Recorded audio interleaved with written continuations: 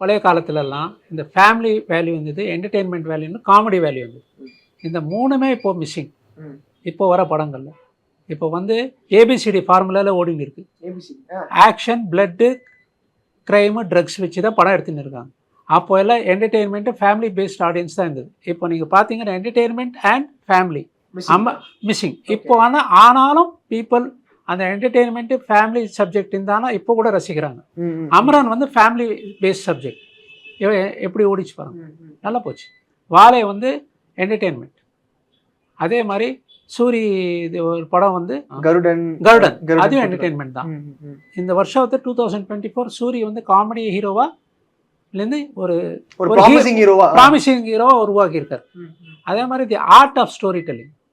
ஒரு படம் வந்து எப்படி வந்து கதை எடுத்துன்னு போகணும், ஸ்க்ரீன் பிளே, அதில் ஜெயிச்சது வந்து ஃபஸ்ட்டு மகாராஜா, அதுக்கப்புறம் மேயழகன்.